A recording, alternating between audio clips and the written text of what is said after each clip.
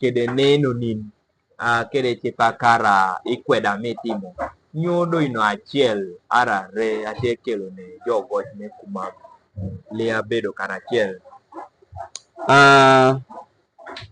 Ineno nango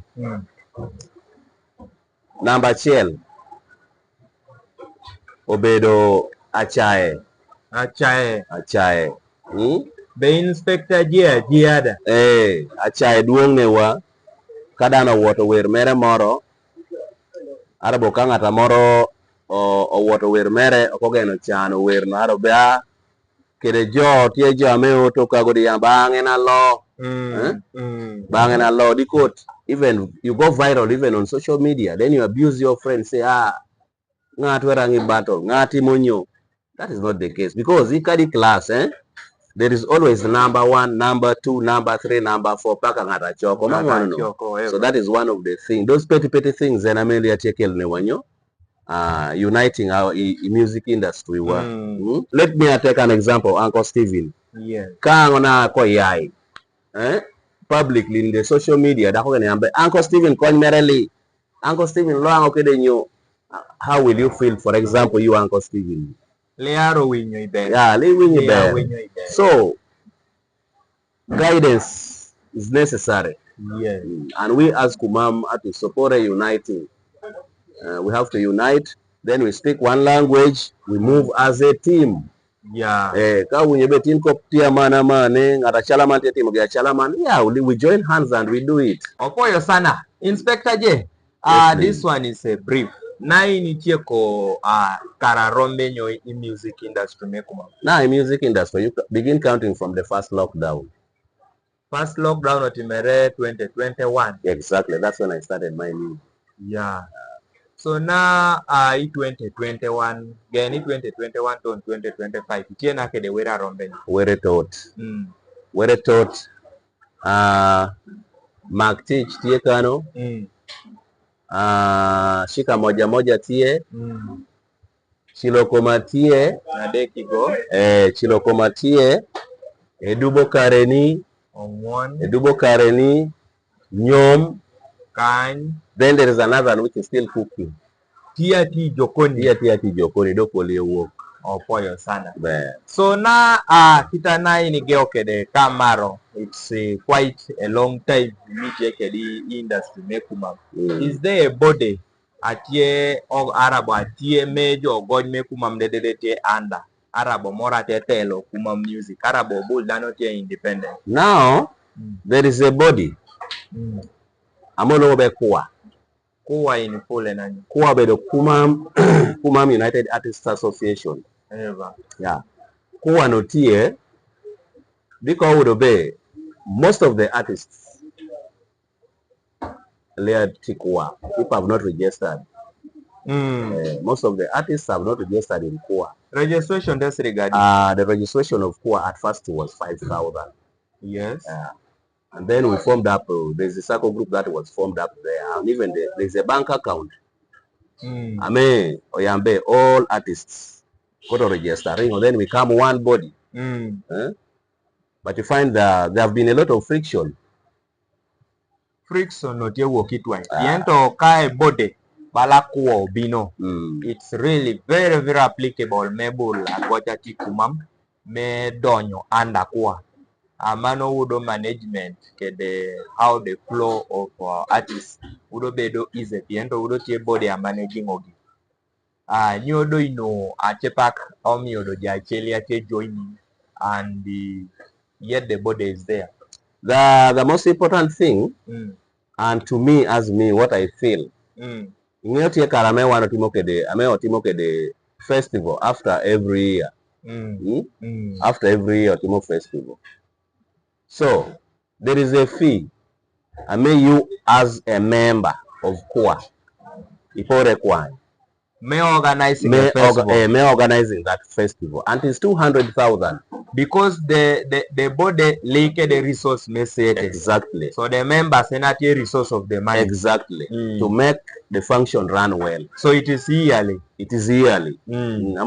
After when we are reaching around December, because we begin these things early, may organizing festival. Each member or work in the ceiling to boost the function. Yes. As we lobby from elsewhere, we as we. Need to take it in our hands.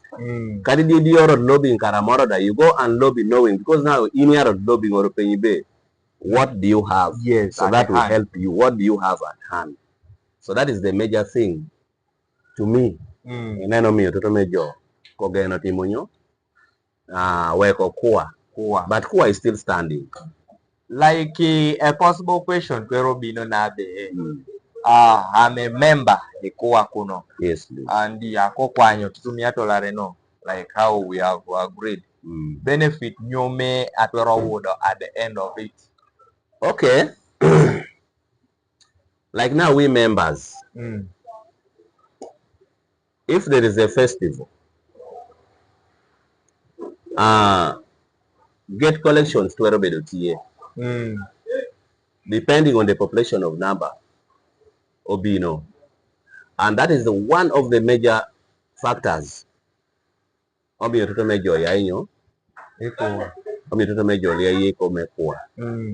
in Kayoto Gonagoa, Kaini Keto Gimoro, like our Kabera Maido, because most of it 100 in a Kabera Maido. At the end of the day, what is realized is very little. And yet in the music industry, you never give up. I am a man a bongoluoro moro. Artists I met and why sani Jori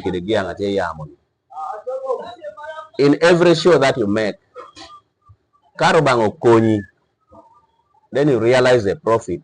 But most of the shows, a major Timo in those sides of ours, we make a lot of losses.